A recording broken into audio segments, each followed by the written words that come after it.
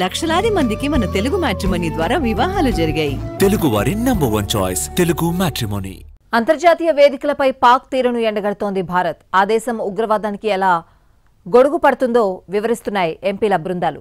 విదేశీ ప్రతినిధులతో భేటీ అయి సీమాంతర ఉగ్రవాదాన్ని పాక్ ఎలా ఎగదోస్తుందన్నది, సరిహద్దుల్లో ఉద్రిక్తతలు, ఆపరేషన్ సింధూర్ పరిణామాలను వివరిస్తున్నారు ఎంపీలు.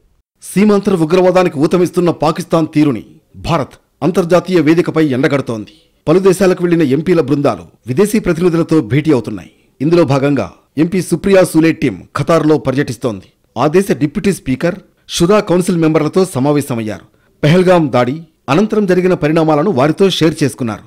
టెర్రరిజానికి పాకిస్తాన్ ఎలా అండగా నిలుస్తుందో వారికి వివరించారు. అటు బహ్రెయిన్లోనూ ఎంపీల టీం పర్యటిస్తోంది.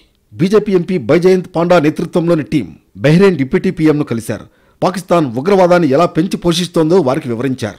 ఉగ్రవాదంతో ప్రపంచ దేశాలు ఎన్నో సమస్యలు ఎదుర్కొంటున్నాయని రాజమండ్రి ఎంపీ దగ్గుబాటి పురంధేశ్వర్ అన్నారు. ఆపరేషన్ సింధూర్ తదనంతర పరిణామాలను యూరోపియన్ దేశాలకు వివరించేందుకు ఎంపీల బృందంతో కలిసి ఆమె విదేశీ పర్యటనకు వెళ్లారు. మరోవైపు ఉగ్రవాదంపై భారత్ జరిపే పోరాటానికి మద్దతుగా నిలుస్తామని రష్యా, జపాన్ స్పష్టమైన హామీ ఇచ్చాయి. జపాన్లోని రాజకీయ నాయకత్వం, విధాన నిర్ణేతలు, మీడియా, ప్రవాస భారతీయ వర్గం భారత్కు అండగా ఉంటామని భరోసా ఇచ్చాయి.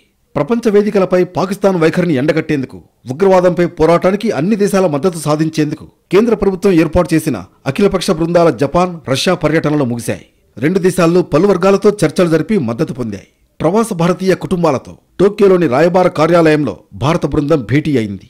ఉగ్రవాదానికి వ్యతిరేకంగా భారత్ సాగిస్తున్న యుద్ధానికి యునైటెడ్ అరబ్ ఎమిరేట్స్ సంఘీభావం ప్రకటించింది.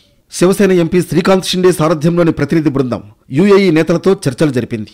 జేడీయూ ఎంపీ సంజయ్ షా నేతృత్వంలోని మరో ప్రతినిధి బృందం జపాన్ నాయకులతో సంప్రదింపులు జరిపింది.